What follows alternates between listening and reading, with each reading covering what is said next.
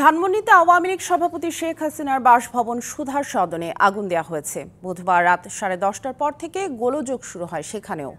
এ বিষয়ে বিস্তারিত জানাতে আমরা যুক্ত করছি আমাদের সহকর্মী রাকিব হোসেনকে।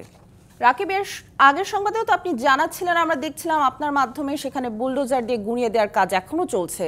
বিক্ষুব্ধ ছাত্র জনতা যারা সেখানে আছেন তারা কি বলছেন?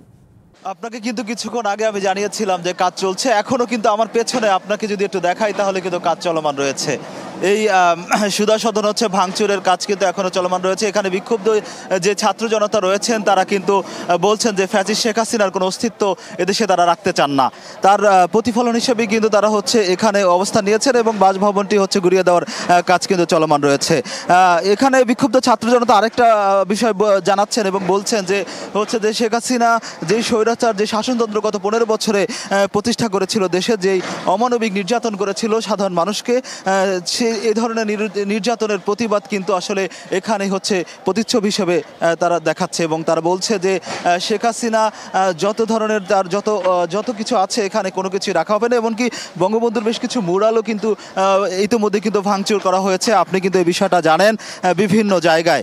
তো এখন যদি বলি তাহলে কিন্তু এই বিক্ষুব্ধ ছাত্র জনতা কিন্তু আসলে এই পুরো জায়গাটা আসলে ভাঙচুর করার পর এই জায়গাটা সম্পূর্ণ খালি হওয়ার পর কিন্তু ছাত্র জনতা এখান থেকে হচ্ছে সরে যাবেন, এমনটা কিন্তু তারা জানিয়েছেন। তারা বলছেন এই গুঁড়িয়ে দেওয়া এবং ভাঙচুরের কাজ সম্পূর্ণ না হওয়া পর্যন্ত তাদের এই অবস্থান চলবে।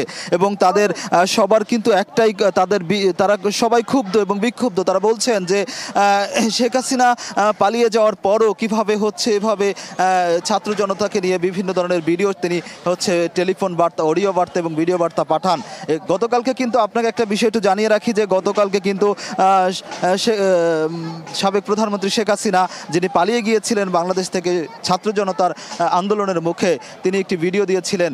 এই ভিডিওটি পোস্ট করার পরেই কিন্তু সামাজিক যোগাযোগ মাধ্যমে প্রচুর সমালোচনা হয় এবং এর প্রেক্ষিতে কিন্তু ক্ষুব্ধ হয় ছাত্র জনতা। এবং ছাত্র জনতা বিক্ষুব্ধ হয়ে কিন্তু গতকালকে এক বিশাল মিছিল নিয়ে, বুলডোজার মিছিল যেটাকে তারা লং মার্চ কর্মসূচির আওতায় এনে, সেটা নিয়ে হচ্ছে এই 32 নম্বরে বঙ্গবন্ধুর শেখ হাসিনার বাসভবন সুধা সদনে কিন্তু আসেন এবং এসে কিন্তু ভাঙচুর শুরু করেন। প্রথমে কিন্তু আপনাকে একটা বিষয় জানাতে চাই, প্রথমে কিন্তু এসে এখানে বিক্ষুব্ধ জনতা কিন্তু আগুন ধরিয়ে দেয় ভিতরে, এবং সে আগুন ধরানোর পর কিন্তু এখানে কোনো ধরনের আইন শৃঙ্খলা রক্ষাকারী বাহিনী আসলে আসতে পারেননি।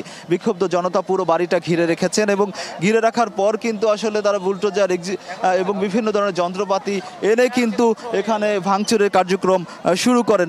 রাত থেকে কিন্তু আসলে এই ভাঙচুরের কাজ চলছে এবং এখন পর্যন্ত কিন্তু চলমান রয়েছে। কিন্তু যারা রাত থেকে এখানে অবস্থান নিয়েছেন, ছাত্র এবং জনতা, এই স্থানীয় যারা আছেন, তারা সবাই কিন্তু এখনো রয়েছেন নির্ঘুম। তারা হচ্ছে এই জায়গায় আসলে সময় কাটাচ্ছেন এবং তারা বলছেন সম্পূর্ণ হচ্ছে এই জায়গাটা পরিক্লিন না করা পর্যন্ত, মানে সম্পূর্ণ জায়গাটা খালি না করা পর্যন্ত তারা কিন্তু হচ্ছে এই চলমান কাজ থাকা পর্যন্ত তারা এখানে অবস্থান নেবেন। কালার এক্সপার্ট, জর্জ স্যাপ এবং মাইল্ড অন হ্যান্ডস টেকনোলজি সমৃদ্ধ অরিক্স ক্রিস্টাল ওয়াশ। আমরা একটু এখানে একজন ছাত্র জনতার পক্ষ থেকে একজনের সঙ্গে কথা বলবো, যে হচ্ছে যে আপনি যদি একটু বলেন যে আসলে এই যে ভাঙচুরের কাজ চলছে, আসলে আপনার এটা নিয়ে বক্তব্য কি? আমার বক্তব্য হলো যে এটা ভালোই হইতেছে, যে স্বৈরাচারের পতনের পরে যেই মানুষের যেটা আশা আকাঙ্ক্ষা ছিল সেটা আস্তে আস্তে পূরণ হইতেছে। আর আমার একটাই দাবি, যেন স্বৈরাচার এই দেশে আর কোনোদিনও প্রতিষ্ঠা হয় না। আর সকল মানুষের এটা থেকে শিক্ষা নিতে হবে যে পরবর্তীতে কোনো স্বৈরাচার এরকম আর ফ্যাসিস্টের মতো না হয়, এটাই আমার দাবি।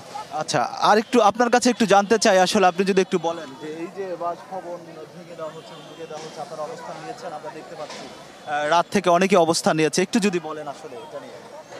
আসলে এটা থেকে সবারই শিক্ষা নেওয়া উচিত যে স্বৈরাচার বা যতই শক্তিশালী শাসক হোক চিরদিন কেউই থাকবে না, একদিন তার পতন হবেই, এটাই আর। আচ্ছা, আপনার কাছে একটু জানতে চাই আসলে আপনার বক্তব্য কি এটা নিয়ে? আমি আসলে আসছি শুধুমাত্র দেখার জন্য যে আল্লাহ তাআলা কোরআনে 1400 বছর আগে বলে দিয়ে গেছেন যে পৃথিবীতে যারাই জুলুম করবে তাদের অবস্থান মজবুত হবে না, তাদের বিচার আল্লাহ তাআলা পৃথিবীর বুকেই করে দিবেন। আরেক আয়াতে আল্লাহ বলছেন ইন্না ফি যালিকা লাইবরাতাল লিউলিল আবসার, অর্থাৎ পৃথিবীতে এমন কিছু ঘটনা আল্লাহ তাআলা ঘটাইয়া দেন শুধুমাত্র পরবর্তী পরবর্তী জেনারেশনকে সতর্ক করার জন্য এবং তাদেরকে শিক্ষা দেওয়ার জন্য যে তোমরা পূর্ববর্তীদের অবস্থান থেকে তোমরা শিক্ষা গ্রহণ করো, যাতে করে এমন কঠিন অবস্থার সম্মুখীন তোমাদেরকে হতে না হয়। এবং আরেকটা কথা হচ্ছে কি, জবানের হেফাজত। একটা বিষয় একটু আমি এখানে যারা রয়েছেন বিক্ষুব্ধ ছাত্র জনতা, তারা বলছেন যে হচ্ছে যে এদেশে আর স্বৈরাচারের কোনো পতন হবে না।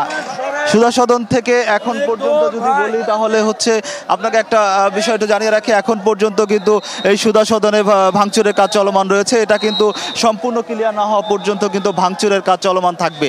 এই ছিল আসলে সুধা সদনের সামনে থেকে সব শেষ। রাকিব, ধন্যবাদ আমাদের সাথে যুক্ত হবার জন্য।